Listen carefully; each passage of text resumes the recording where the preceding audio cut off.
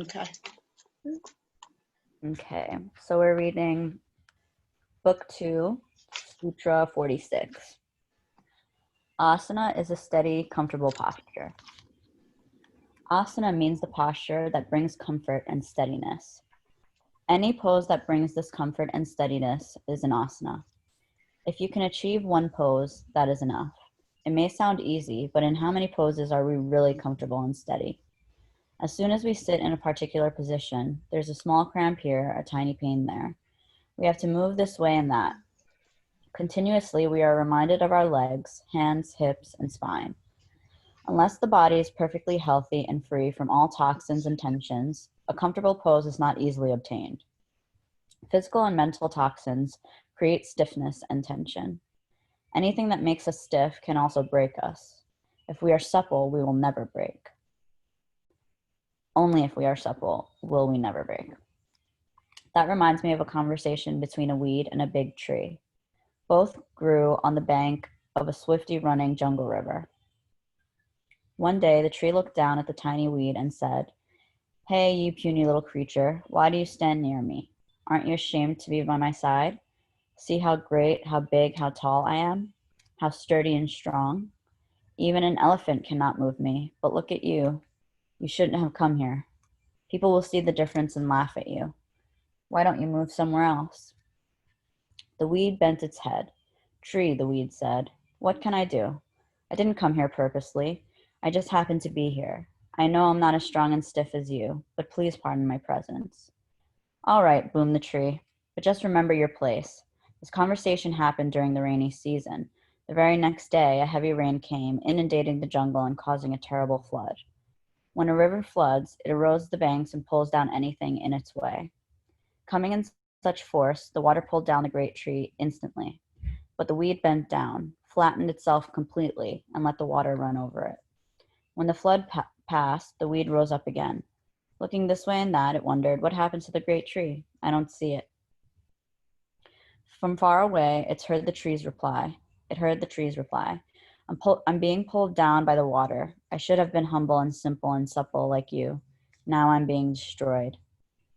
What we need is the strength of steel, but with steel's flexibility, not like crude iron, which is very strong and hard, but breaks. The body must be so supple it can bend any way you want it to. Such a body will always be healthy and tension-free. The moment we sit down for meditation in such a body, we'll forget it. In order to achieve such a meditative pose, we may practice many preliminary cultural poses. This is why Hatha Yoga was created. People trying to sit quietly found they couldn't do it. They encountered pain, stiffness, bile, gas, etc., and thought, what is the reason for these things and how can we get rid of them? They realized it was due to toxins from eating the wrong foods at the wrong times and in the wrong quantities. These people pondered, what is good food that won't leave toxins? What should the limit be? When is the proper time to eat? They formed the yogic diet, free of meat, fish, eggs, stimulants, and excessive use of spices. The next problem was what to do with the toxins already inside the body. They concluded that these could be gotten rid of by squeezing the body in all different directions. For example, they found the best way to cleanse the liver, spleen, and intestines was by doing forward bending poses, Paschimottanasana, which is bending forward and crushing the stomach a bit. If this wasn't enough, they developed yoga mudra in order to crush it more.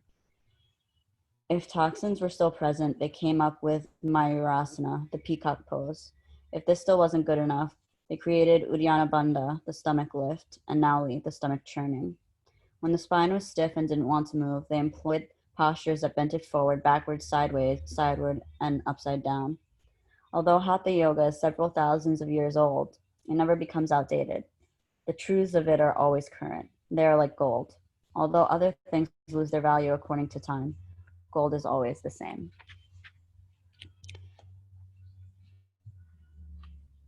So about asana, I was reading this and I was thinking about how long I went to yoga classes before I was actually practicing asana. Because when I began taking yoga classes, I had a lot of bodily discomfort and also mental discomfort. I spent most of my life being really overweight and also being really sick in many ways. And when I started taking yoga classes, that would be maybe like 12 years ago now. I would go to yoga classes and I would like try to do these poses, and I was extremely uncomfortable in every single one. I couldn't even sit in easy seat, and I found it really hard to be comfortable. And I found myself holding my breath all the time in these classes. And I think that's something we see in our students a lot too. When they're trying their best to achieve a pose, they lose the presence within the pose, and aren't usually the first sign of that is not being able to breathe or not keeping a steady pace of breath. So I love when he says,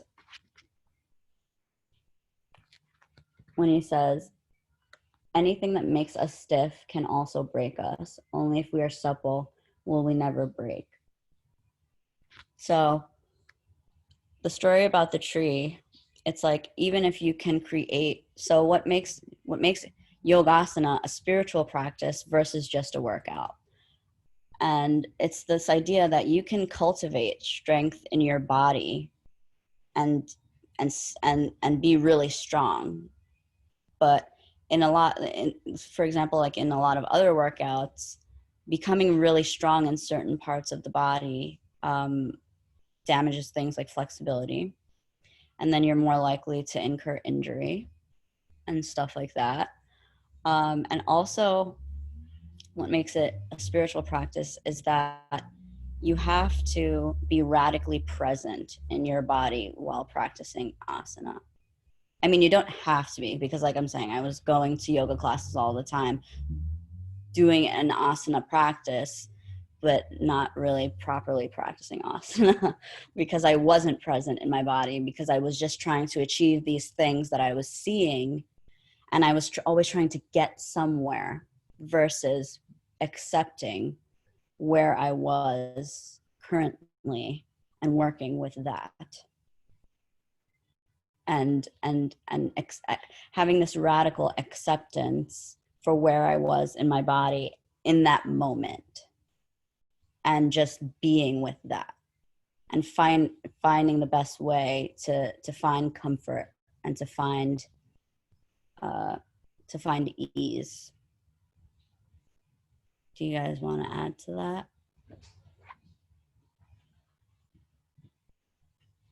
I think everybody is still muted.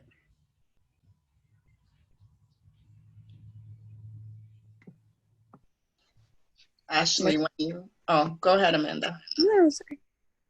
No, I was going to say, when you said I was practicing for years, but I wasn't really practicing asana, I was laughing because that was so me. But it wasn't because of pain. It was more because of my head. And I had to, like, every time I showed up on the mat, there was this need of perfection instead of accepting where I am and working from there. And that also kept me from going into yoga teacher training for years, which really sucks when I look back at it now. I'm like, I could have been doing all this stuff years before if I could get out of my head. But at least I got there. Yeah. Amanda. Oh, she's muted again. Hi. My teacher always calls this a condiment. He says, like, Americans make it where this is the only thing, and that's like asking someone over to dinner and just giving them a plate of ketchup. It always makes me laugh. So yeah, it's important, but I think I agree that we place far, I mean, you guys know I feel this way.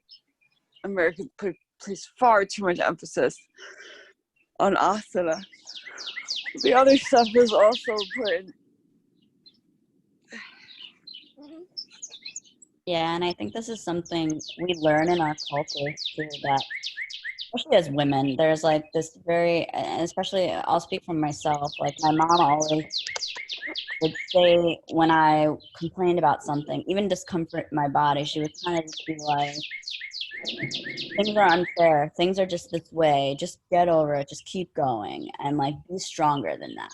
Be stronger than that. And there's this, on the mental side and the physical side, without an acceptance for your current state, you'll never be able to achieve what you're trying to achieve. And I feel like that's something that's very deeply ingrained in our culture, is that we're this idea that we have to just soldier through and push past our limits and go somewhere that we're not necessarily ready to go, and deal with things that we're not, or rather not deal with things and kind of just soldier through. I'm reading Louise Hay's book, this book, and it says you can heal your life, and it comes first of all to like acknowledging where we are, and then acknowledging why we're doing things. And she talks about how a lot of the clients she work with always say, she has them make this list, and there's this, oh, I should be like this, I should do this, I should not do that. And then she talks about dropping the should, and a lot of times when we drop the should, we realize that all this I should was not even your idea to begin with. It's because someone, whether it's your family or society, makes you feel like you have to, and then you realize how you've just been fighting against the current and making yourself miserable and suffering through all the I shoulds. Yeah, I definitely identify with that. And I feel like a lot of us, I mean, all of us do that to a degree, and it's really, really harmful. And I feel like so many of the strides that I was able to make in my health and in my life only came after I realized that I really have to radically accept where I am right now and stop pretending that just being stronger than it is gonna help at all. Yep. And it's something I still try to get like my family to understand too, because they're still very much in that mindset. It's really hard when you get to a certain place, and I'm not saying I'm better than my family or anything, but you get to a space where you realize like, this is so simple. I just gotta show up and do this, this, this, and that. And things just start flowing. And then everyone else around you, like people you love, and you just wanna like grab them and be like, stop doing this and that, because this is why you keep doing this, this, and that. And you're in this loop of pain, but can't take the horse to the water and make it drink. And like going back to like, you know, it took us years to realize it, and maybe it was dangling in front of our face for a while. So you just gotta accept that too, that they're like, they gotta get there on their own and they gotta be ready to do the work. You can't make anyone do it. You can lead by example, that's it. Mm-hmm. And it's especially true that, you know, we have all this emphasis on strength, on like being strong mentally and physically. But in trying so hard, it's the story of the tree, and what he says, what we need is the strength of steel with steel's flexibility, not like crude iron, which is very strong and hard but breaks. So, you know, when we look at physicality, that people who cultivate a lot of strength in their bodies can often disregard the importance of flexibility. And you can't have longevity in your body if the only thing you ever emphasize is strength, and you lose flexibility, because that's going to cause wear and tear in your body, and you're gonna, you know, lose joint mobility. You're gonna suffer physically in a lot of ways as you get older without taking care of that very important aspect.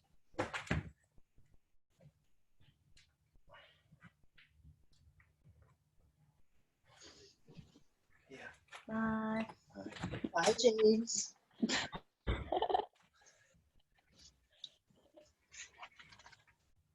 I also always think about when it comes to flexibility, like flexibility of the mind. If we're stuck in our head, then can't go anywhere. Yeah, I mean, that is a huge understatement. Like, lack of flexibility in the mind, it just leads to unrest. It's just, if you can't ever change or ever, look at things a different way or accept when certain things happen the way that you feel about them, if you can't reach those points of acceptance and flexibility, then everything around you suffers, everything inside you suffers, create a lot of distress.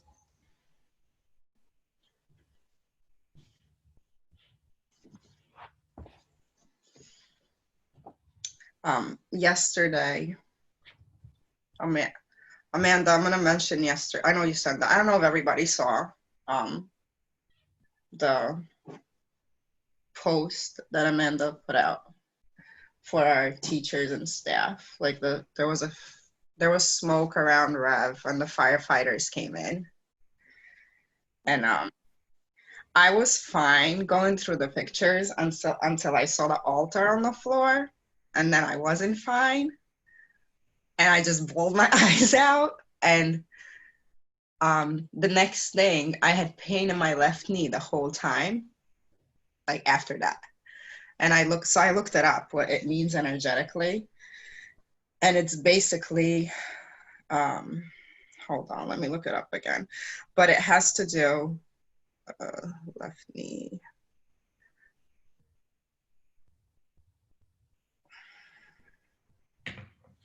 Stiffness or inflexibility reflects inflexibility in your perception of the future.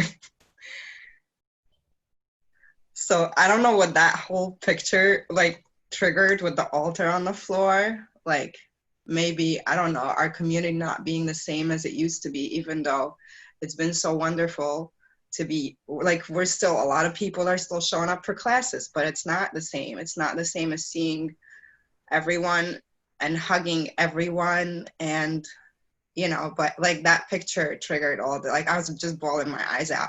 Kyle came upstairs, she's like, what's wrong with you? I'm like, I'll tell you in a bit. I'm okay. I'm like, I just need to sit down by myself. And then my knees just kept hurting all day.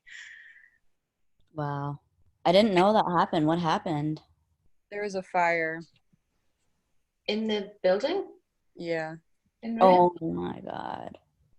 So they said that some kind of fire got in through a back window vent, which I don't know how that happened, but it went all the way up to the top of the building. So it burned a lot of the accountant stuff. And so there was a lot of smoke at Rev. And I don't know, we're still not really sure what happened, if it came through the back window vent at Rev or if it came through a different one, because they said it was building 5, but we're kind of like under building 5. I don't know.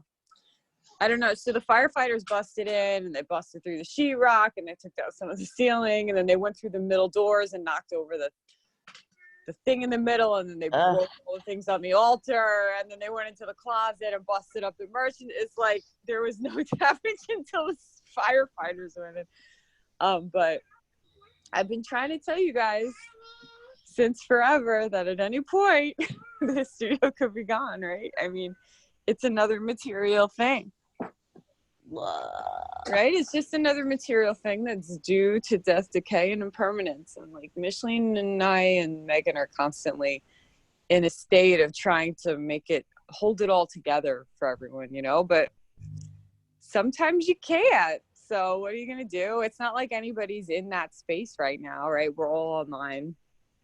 So I agree with this whole premise of like trying to be equanimous, like they talk about in the Bhagavatam that a blade of grass, I think of this blade of grass all the time. You should be humble as a blade of grass when you're a yogi, they say, because a blade of grass gets stepped on and squished and rained on, and it just bounces right back, right? In the summertime, have you ever kind of like rolled around in the grass and laid in the grass? It's fine after. I always try to think of that when it comes to things like this. So I'm sorry you felt sad, Micheline. Don't worry, we'll clean it up and make it nice again. I know. It's just, I don't know, the altar. I don't know what it triggered. You know, like, I don't know what it triggered. I still don't know, and I probably will not figure it out. You're probably having grief about the whole change of life circumstances. I mean, we all had this routine that we were taking part in, and there's an attachment there, right? It's like the tools that we use to figure out how to get to a place of non-attachment, we can inadvertently become attached to. So that's why they use that whole idea of like the stepping stones. When you're moving through this, you have to step off of the next stone to get on, of the last stone to get onto the next stone. Like there has to be an aspect of non-attachment, and that comes in waves and stages, and we're all moving through this collective grief of like all the way that things were. So it makes sense that you felt sad. It probably, you know, you've been going nonstop since this all started. You probably haven't had a minute to like process your feelings, and then all of a sudden the studio is on fire. So there you go. There's your way to process, right? It like brings up all the feelings. Yeah. Yeah, definitely trick. Because all the other pictures were worse than the altar on the floor. Like the holes in the wall and the closet. And that's the picture with the altar was the last one and that's the one that made me like, Oh, I don't know. I'm glad whatever came out or is coming out. that place is like a bomb shelter. Like it's not, when I first heard, I was like, oh, really? You mean I'm not going to have to pay rent every month anymore? Well, that's kind of a blessing. And Erin's like, you're so calm right now. Are you okay? I was like, yeah, I'm okay. What happened? You know, because Erin was really upset when she called me. She was manning the phone that morning. But no, it was fine. It was fine. It's just like busted up from the firemen. It's going to be fine. It's blessed, that place. All these holy men who come in always say that.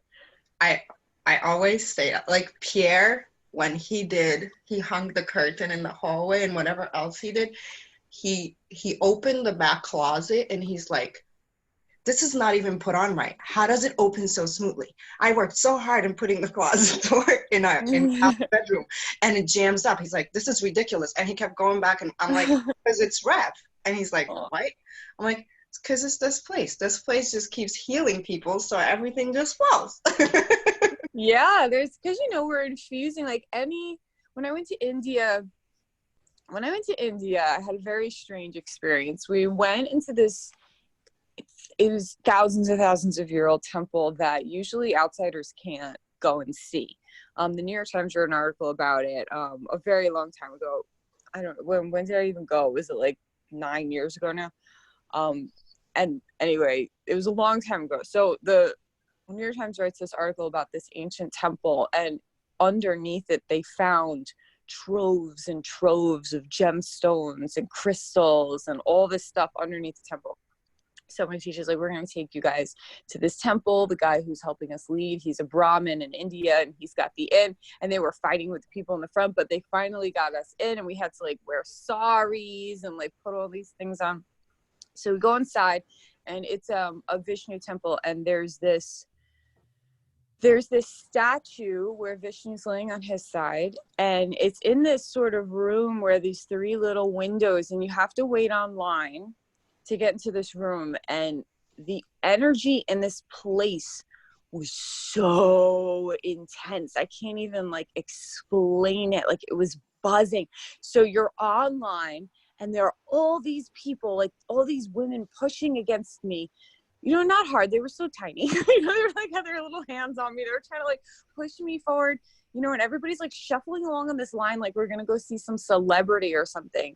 And you go into this room and you're getting like pushed through this line, and like all you can do is kind of peek through the windows quickly, and you see this statue of Vishnu, and you get like shoved out the other side, and then they put prasad in your hand and you stuff it in your mouth, and And, I was just like walking around after looking at the carvings and like, I don't know what hit me.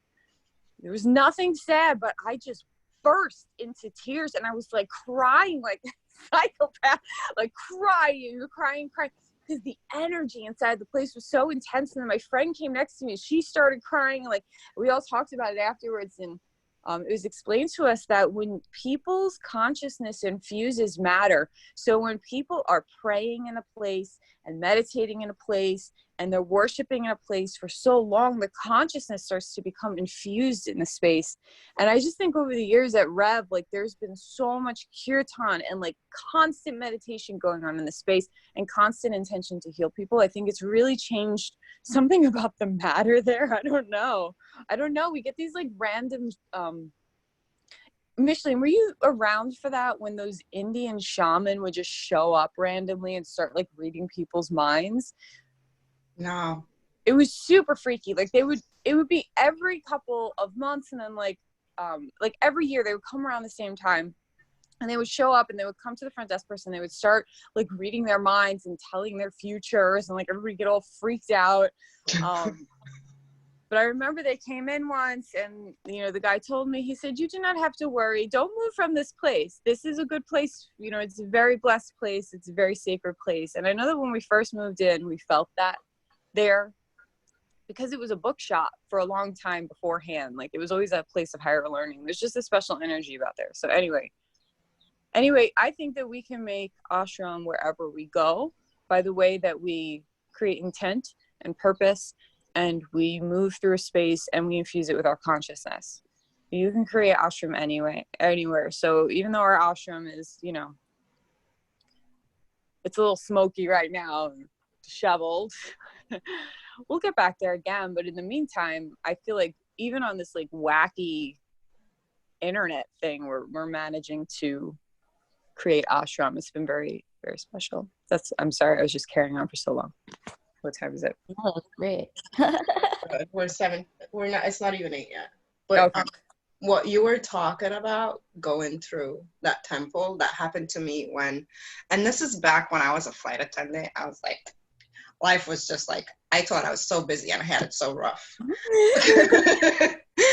And I was just bouncing around, enjoying traveling crazy places. But the Wailing Wall, and I want to go back there so bad just to see like how I would feel now, because I know I'm a completely different person. But I walked in there and everyone just walking around like it's nothing. And I had to leave because I just started bawling. And I remember my chest like felt like, and I had to just walk outside, and I sat on the floor outside just bawling my eyes out like a crazy person. I had one situation when I was a kid where my dad went for a reading with some shaman, and the guy, like my dad didn't tell him anything about himself, but the guy ended up just telling him a bunch of stuff about me. Wow. And he was like, yeah, your daughter is really going to need a lot of help from the goddess Durga, and you need to get her a Durga statue and like put it in her room. Like she's going to need this for her life, and she's going to need this she's going to be guiding her for her whole life. And so my dad got me the Durga statue, and I could not sleep with this thing in my room. Durga's scary. It scared the shit out of me. I was horrified. And it was like this big. In your mind, it was probably like this big. The energy of that little tiny statue scared me so badly. I could not sleep. I couldn't sleep with that thing in my room, and he had to take it out. But we have a better relationship now. But like, I don't know. It was like I just couldn't sleep with that in my room. It was very scary. And he just didn't get it. He was like, she's not scary, she's helping you. And I'm like, I don't feel like it's helping me.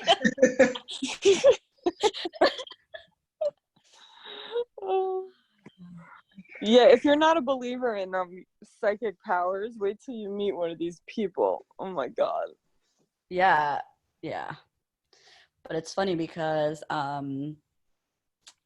I didn't know much. Like, I was really small at that time. I must have been like 7 years old or something. So I wasn't like reading or anything, and what I knew was only from like going to temples. So I didn't really know that much about her, but later in my life she would like come to me in my dreams a lot. And I would also have dreams of me like riding a tiger or riding a lion, which is like what she does. And I was like, oh. And then I was telling him this, and he was like, remember that time I got you the Durga statue? I was like, oh my God, I totally forgot about that. But it's pretty weird. It's pretty crazy what they can know about what's going to happen in your life before you have any clue. Oh, they'll just like sit there and read your mind to prove it to you really fast. And you're like, oh, fuck. What? Yeah. My dad, he did rites with a guru, and his guru is like this really prominent guy in Trinidad, and he has an ashram in India as well. And just being in the room just with him, like your being just feels like lighter. Yeah, isn't that weird when you're around the holy people? It's like your mind just shuts up. It's like your brain turns to mush. It's really bizarre. It's easy to meditate with them. I think because their minds are so purified. Yeah. It's weird. It's so strange how like you can just being in the presence of that really alters your own matter. Like I felt a physical heaviness like lift off of my chest just walking into the room with him. Yeah. It's crazy. It speaks to how as yoga teachers we should be trying to refine our own Shakti in the same way, right? Because it does create healing. And like we're always saying this thing that seems so cheesy and like, oh, you have to fix yourself first and that like be the change you wish to see in the world. Like I think when we're all saying that, we think it's some kind of superficial surface thing, but when you start doing these practices, you realize that these people who've been doing these practices for real, that just sitting in the same room as them is like all of a sudden it changes something in you. It's crazy. It's like when you're meditating in your house and everybody calms down. Has anyone noticed that? Or like the animals want to sit on your lap and like they vibe off that energy too. It's pretty weird. Life is so weird. When I was really little, I think I was probably like maybe 9, but Pope John Paul, maybe 9, 10 years old, came to the island. And I remember he touched my brother, the little one was still a baby, and he touched his foot. But I remembered the sense, like, and I was really little, but I'll never forget the sense of calmness when this man just walked up the stairs to the cathedral. So like he wasn't talking, he was just walking right through. And this sense is just well, he's probably in constant meditation and prayer too, right? Well, yeah, he was one of the really good popes where he like acknowledged certain things that needed to change, like he wasn't just going with what everybody else had done before him. And I would assume the Pope is in constant prayer and meditation. I would hope so.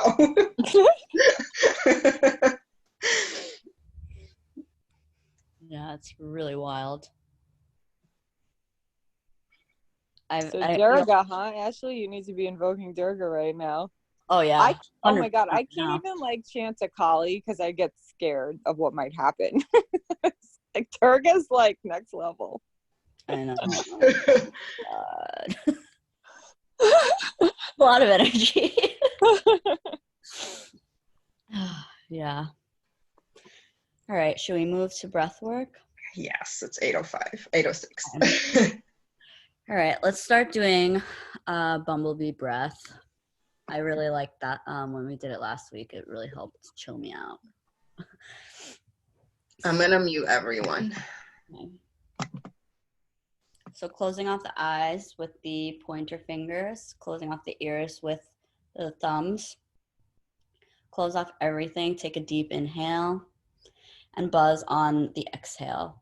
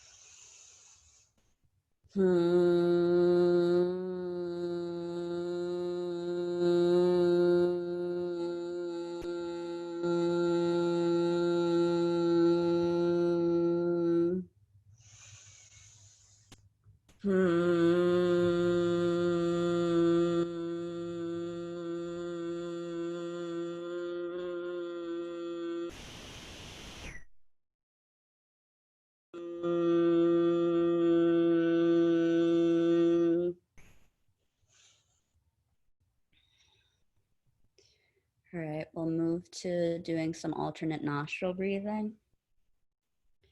Using the thumb to close off the right nostril, pointer fingers to close off, ring finger to close off the left. Take a deep inhale through both. Exhale through both. Closing off the right.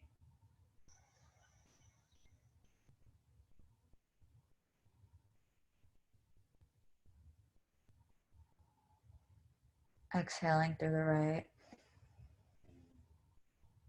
Inhaling through the right.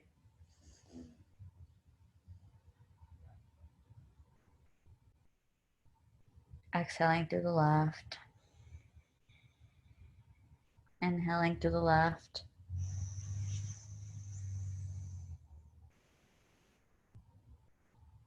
Exhaling through the right. Inhaling through the right.